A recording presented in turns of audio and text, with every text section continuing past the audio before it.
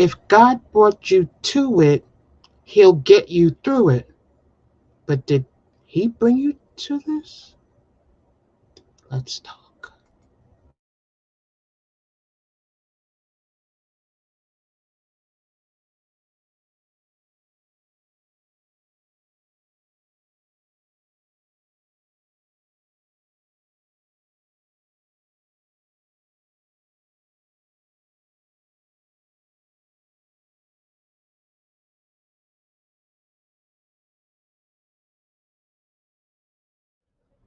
I am your poetic haiku host, Kim B. Miller, the first African American poet laureate for Prince William County, Manassas, and Manassas Park, Virginia, award winning spoken word poet, facilitator, speaker, teaching artist, author.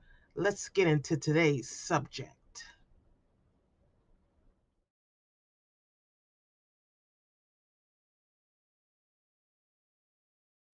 Hey, great people. We got 17 minutes. For those of you who've never been here before, welcome, welcome. It is Poetically Thinking, and I figured I could do this in 17 minutes because I love haiku. And I know you're like, haiku? What's that? I just like saying it different ways. Haiku. And if I figure I can write 17 syllables, I could do a podcast in 17 minutes. Anyway, today's subject is something near and dear to my heart. I talk to people about this all the time, and this was something that was suggested based on a previous one I did. Anyway, getting into the subject. I see a lot of people posting and talking about something that God has brought them to, or repeatedly brought them to, or continuously, or whatever phrase. I'm saying different phrases because people are sometimes very particular about when it affects them. So I want to make sure I get everyone so we can say, that's not me because she didn't say continuously. That's not me because she didn't say consistently. Because we like to play wordplay. Flavor of cinnamon of the week. Anyway, but my question to you is, who said God brought you to it? The issue, the problem, the relationship, the person you're with, the issues you're having with your kids, the job issue, whatever it is. Who said God brought you to it? How do you know you didn't bring you to it? Right now, you could be suffering in a situation because you believe, based on, we'll get to in a minute, that God brought you to it, but you brought you to it, and you're suffering or someplace where you shouldn't be because you won't leave because you believe God brought you to it, or God put you in this situation. What if you put you in this situation? Yeah, I'm pausing because I want you to think about it. What if this is not God's doing, but it's yours doing? I was going to say this has nothing to do with God, but everything has to do with God. So I'm just trying to be careful with my wording.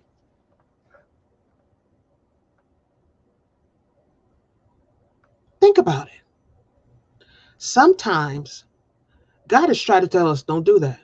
Don't don't go there. Don't get involved in a situation. Don't get involved in this relationship. Don't go to this job. Don't take this job. But not us. Nah, we got it. This is the opportunity. Even if it's bad, you can turn it to good. So God is supposed to advise you on certain things.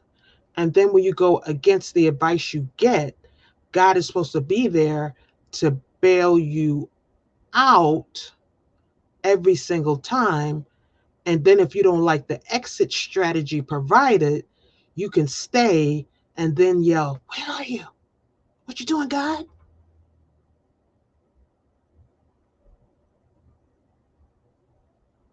Haiku. And there may be a syllable off because this one I don't have completely memorized. Anyway, God didn't bring you to it.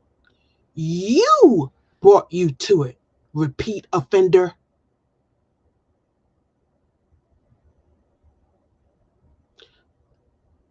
I don't know another way to say it.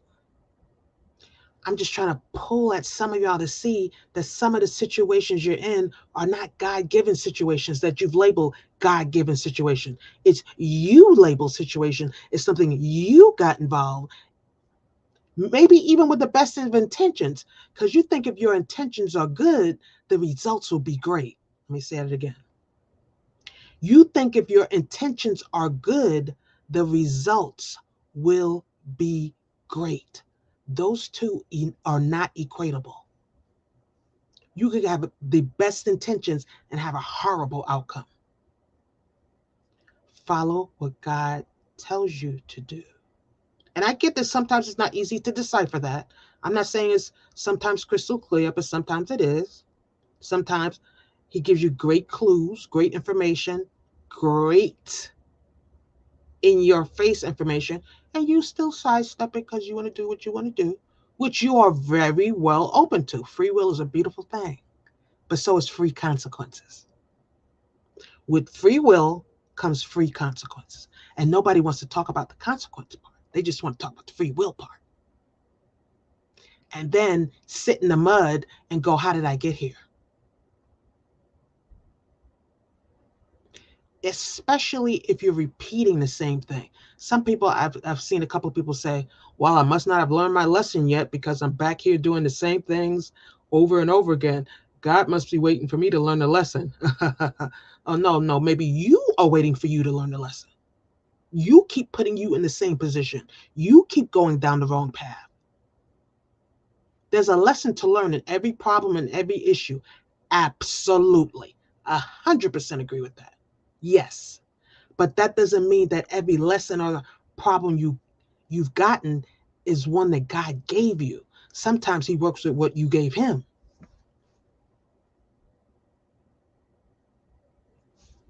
Again, we talk truth here. Sometimes he works with what you gave him.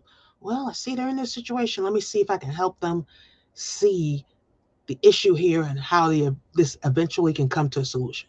Maybe we can get there. But instead, you go, well, oh, look what the Lord wants me to learn something here, so I'm just going to. No. Maybe the lesson is stop doing the same thing. Is that the definition of crazy? I'm not going to repeat it because we've all heard it 1,000 times. And personally, I'm sick of saying it. Not sick of saying it to y'all. I'm just sick of saying it out loud. What are you doing to change your life? What are you doing? What are you doing to change your circumstances? What are you doing? What are you doing to make sure you don't end up in the same place, the same time, in the same situation with a different name? Fill in the blank. Because if you honestly are just sitting there going, well, God brought me to, then you have no ownership in it. There's nothing for you to fix because it's all God. But there is something for you to fix. You do have ownership in it. You lean on him for the understanding and how to get out of it. But repeating it year after year, month after month, year after year, 5, 6, 7, 8, 10 years later going, God wants me. No. Where are you in this? Free will. Free will equals free circumstances, free situations, free nonsense.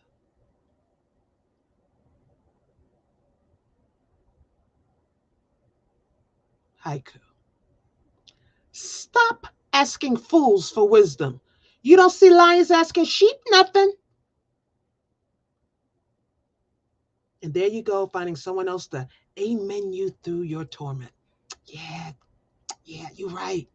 You're right. No, you're wrong. You're wrong. You can be wrong. Everybody can be wrong. Nobody on this earth is perfect. No one. And for you to be looking for some level of perfection and then brainwashing yourself into believing that you have achieved it, so it can't be you. It's always going to be somebody else. So therefore, if you're in this situation again, it's God. It's not you. Isn't that a little arrogant? I'm not saying that we're never in a situation because of God. I'm not saying that. But I'm saying for us to put all our situations or the majority of our situations go, well, I'm in this because God put me here. No, you're in this because you put you here. Because there's plenty of times he's giving you indications that that's not the way to go, and you went anyway.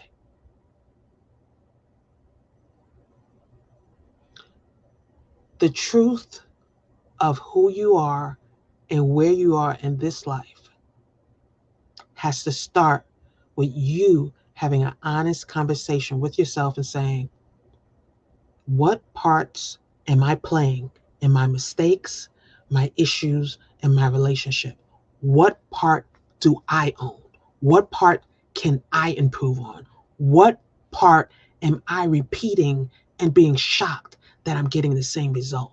What is my ownership in my situation?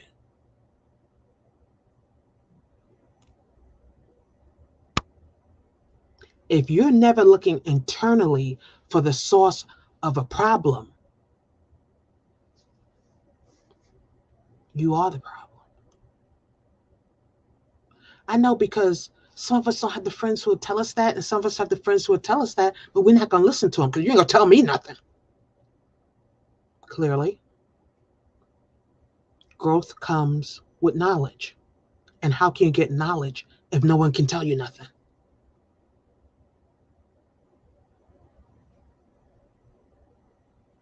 Sometimes people see you about to make that mistake and they realize it's you, but they also realize you're not going to listen. So they watch you go over the cliff again, go down the road. Woo, okay, they'll be back up. Oh, here they come. Hey, yeah, wow, yeah, You got people watching you go for a cliff. They see the cliff. They see you not seeing the cliff. They want to say something to you, but the last time they tried to tell you something, you bit their head off. You don't tell me. I know what I'm doing. Okay, this first trip will be quite the fall. Second trip, third trip. And you still blaming somebody else. Your mirror broken? Is it? Because when's the last time you self evaluated you and said, God, help me see the difference in this? God, you brought me to this. Help me get through it. One. As opposed to, God, I may be repeating the same issue. Help me discern that. I'm going to start self examining myself more so I can be a better listener to you and to myself. Two different prayers, two different thought patterns, two different psyches. What are you using to help yourself grow or keep yourself back? What are you using? Prayer was never supposed to be a weapon.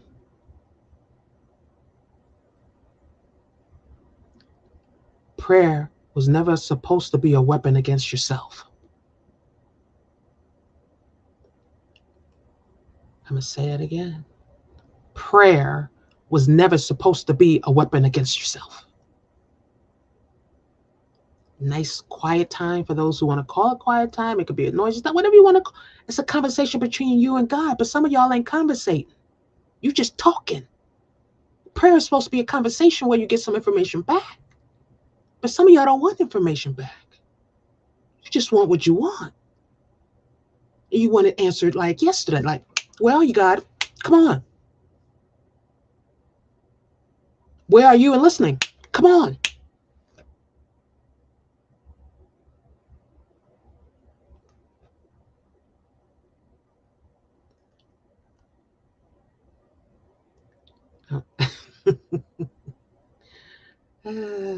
Don't get mad at me.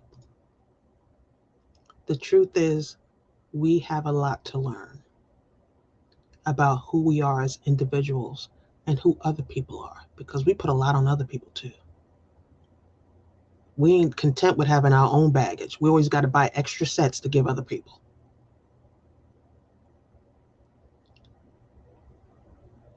Back to the subject. God is a God of compassion and love. You are one of his children. You can't be the best you until you know who you are, what mistakes you keep making, what things you keep overlooking, What is it about you that scares you that you won't look at you? Are you scared of victory? Some people are. Some people say, "Oh, I'm not scared of it," because because when you become victorious, you don't just sit there and stay victorious. There's more work to be done at that level. So if you stay just below that, sometimes you just stay content because there's less work to do and you don't think you can do it. Not that you're not capable of doing it, you don't think you can do it. Possibilities aren't possibilities if you don't see them as such. And some of us have been running from victory our whole life, using other people as excuses and tools to escape it, to dodge it, to say, "Oh, I'm just not ready yet." Still fearful of what victory looks like or what you'll need to do to stay there. Some of you don't think you belong there. These are all conversations for you to have with you and God and get real about your situation. But to go through your entire life thinking everything that happened to you, or the majority of things that happened to you, is something God gave you so you can get through it when you gave it to you, it's not serving you and who you can be. Get right with you. You deserve some victories. Victories. I told you this is live. Mistakes are going to happen. I'm not re recording it. Be human. So are you. Be the best you can be, not the most impressive you can be. Being real, it's not a crime. Actually, it's something beautiful. Get to know you. Get to know the real you.